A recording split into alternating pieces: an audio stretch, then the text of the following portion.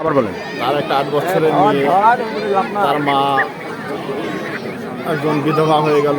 8 বছর তার চাকরির বয়স মনে করেন যে 18 বছর হলো, 18-20 বছর হলো চাকরির বয়স। সে দেশের জন্য যুদ্ধে যেয়ে মারা গেল এবং তার সরকার যেন তার দিকে একটু চোখ তুলে তাকায় এবং তার বউ বাচ্চার দিকে যেন একটু তাকায়। তাদের সংসার, গরিবের সংসার মনে করেন।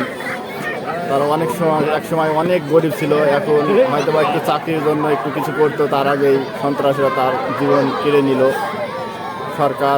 সরকারের কাছে আমরা দাবি করছি যে তার সংসারের দিকে যেন তাকিয়ে তাদেরকে কিছু সাহায্য করা হোক। আপনার নাম কি? আমার নাম মোহাম্মদ আলম হোসেন। কে হন? সে আমার বড় ভাই, আমার পাড়া প্রতিবেশী, সে আমার বড় ভাই। আপনার বাড়ি কি ওখানে? বলেন এই কথাগুলো আর বলেন। আমাদের বড় ভাই মাসুদ অত্যন্ত ভালো মানুষ ছিল, অত্যাধিক ভালো মানুষ ছিল। আমাদের এলাকাবাসী আমরা আজবালে পাড়া থেকে অনেকে আসছি তাদের লাশটা শনাক্ত করতে। আমরা সবার কাছে দোয়া প্রত্যাশী সেজন্য ব্যবস্থাবাসী হয়। সে একটা মিশনে গিয়েছিল, যে সে জীবন হারিয়েছে। আমরা আমাদের এলাকাবাসী সবাই তার জন্য দোয়া চাই এবং সেজন্য ব্যবস্থাবাসী হয়।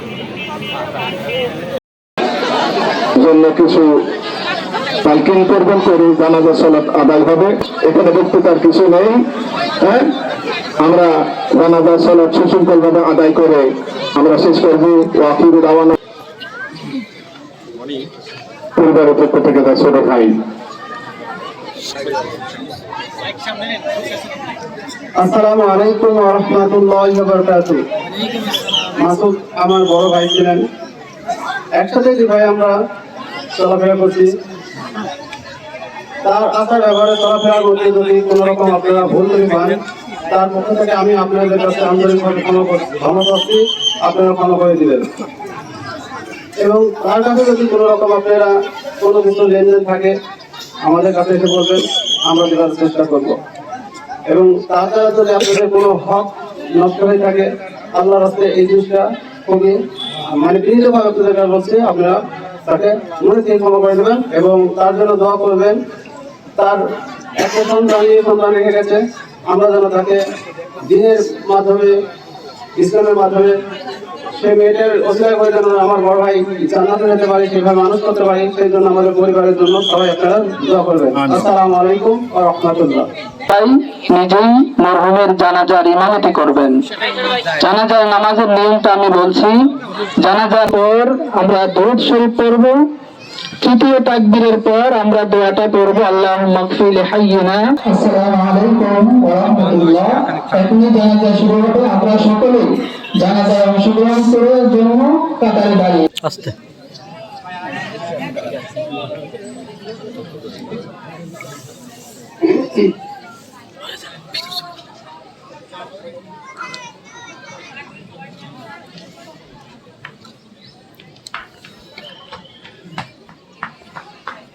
আল্লাহু আকবার। এই ভাই পিছন থেকে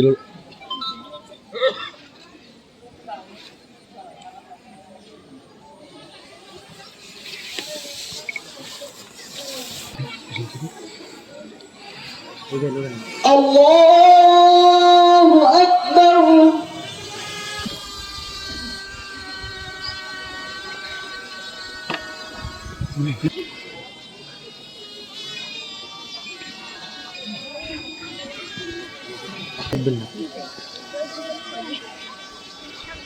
আল্লাহু আকবার।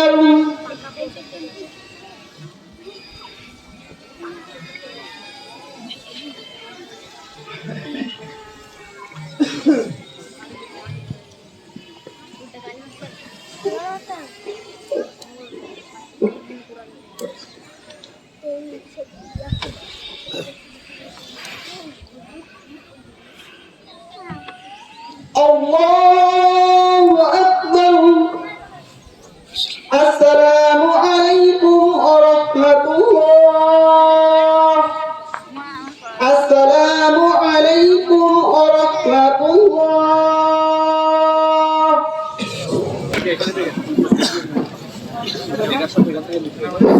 আমরা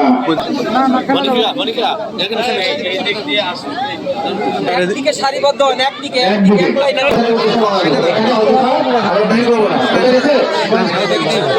ভাই আপনারা এই পাশ থেকে সরেন না, এদিকে চলে আসেন।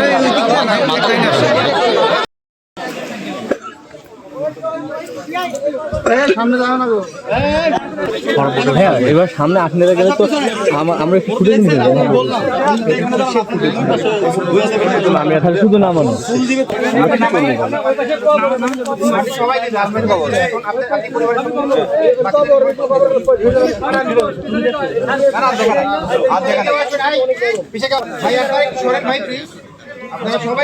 আপনারা কাইন্ডলি এদিকে চলে আসেন, এদিকে চলে আসেন, এই যে আপনারা এদিকে আসেন, সবাই মাটি দিবেন, এদিকে আসেন, এদিকে আসেন, এই আপনারা এদিকে আসেন, বড় ভাই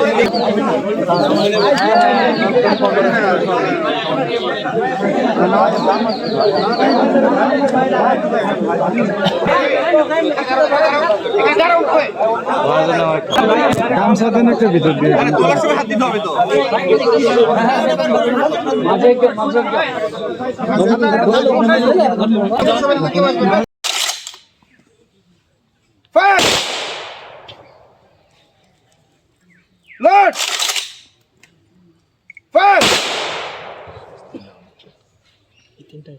সেনাবাহিনী সম্মান গার্ড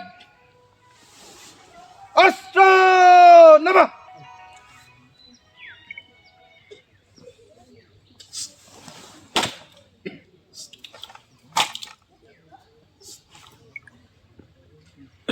সেনাবাহিনী সম্মান গার্ড ডানে ফিরবে,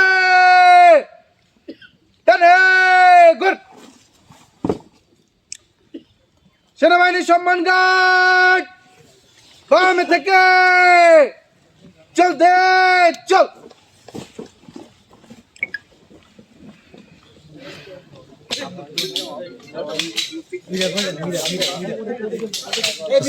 ছবি কিন্তু নিয়ে নেবে।